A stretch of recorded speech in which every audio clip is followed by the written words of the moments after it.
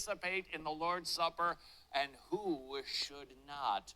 In churches these days, some are wide open. You come on, everybody, profession of faith or not, you come and eat and drink. There are others who have close communion.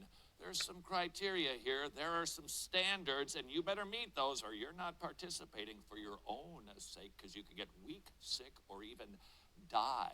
On the other hand, you've got people who shut it off to anybody who is not a member with a practicing membership and statement of faith in a local church.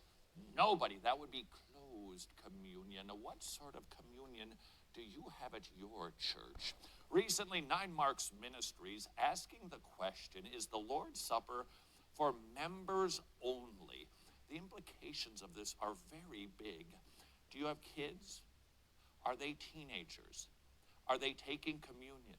Have they been baptized? Are they members of, what should be the ordo of communion and membership and baptism? 9 Marks Ministries seeking to answer that, and this might hit you a little bit radically, because this is not a closed table position, but definitely a close position. Now here's the answer. The Lord's Supper is, among other things, a sign of church membership. Huh?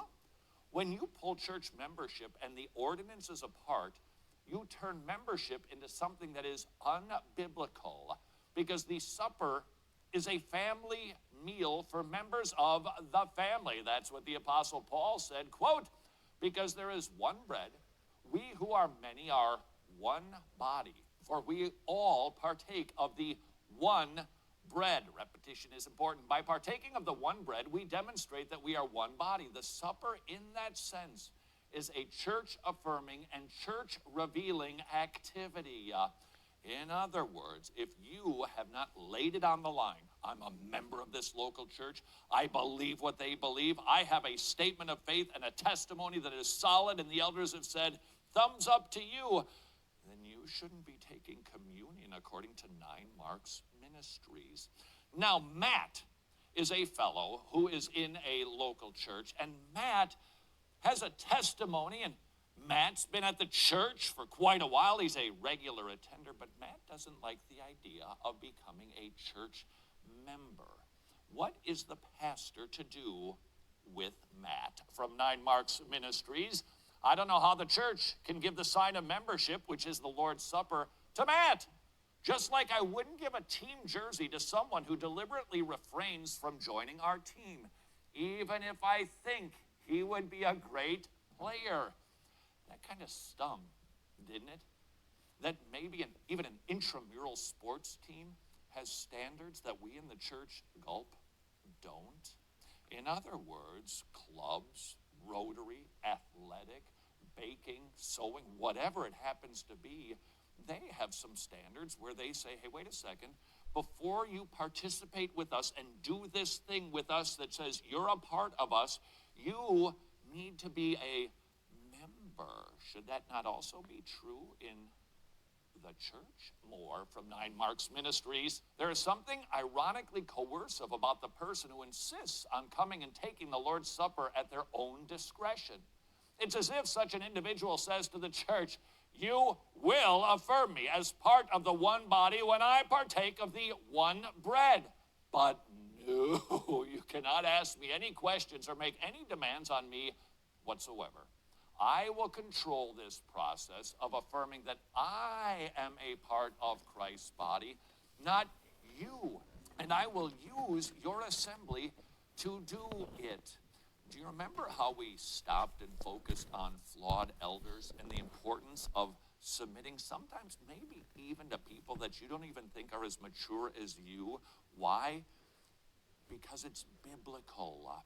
When you reject their authority over you and then state, but I'm going to take the Lord's Supper, it's not the church's job to determine if I'm really saved, and actually it is. Now, we all know that ultimately God is the only one who knows the heart, but he has given authority to the church to declare either this person is in or out. We do not make that declaration for ourselves. Now, of course, we say, I'm saved. Here's my testimony. I'm a believer. I'm just telling you I'm a believer. but it's the local church's job to say we agree or not. And so when we skirt that process and then make a beeline to the Lord's Supper, we are literally just blowing off authority, and that just isn't biblical. More from 9 Marks Ministries. You have robbed the supper of its corporate meaning and turned it into an exercise in self-expression in which you unilaterally employ the supper to say something about yourself. I know you've been burned at church. They hurt you. They abandoned you. It was a legacy church. Your grandparents started that church, and now all of a sudden they're woo. But until you determine it's time to go and do that biblically, you need to still be submitting to the elders. And I get it. That's hard to do. But might I suggest that is the point? And that is one of the best ways that God actually grows us in humility and submitting not only to somebody we can see, but to somebody we can't see, him. One last thought from 9 Marks Ministries. Whenever we serve the supper in our church, we specify the fact that it is for members of our church or for baptized members of another church that preaches the same gospel we preach. So in other words, it's not closed. It's not, nobody comes here but people that we say can come here. No, if you've got a testimony, I'm a member of another church, it's affiliated, we know the stream that it's in, you've spoken to the pastor, then you'd be welcome. Not everybody is welcome. Not everybody is shut out, but only people who are church members.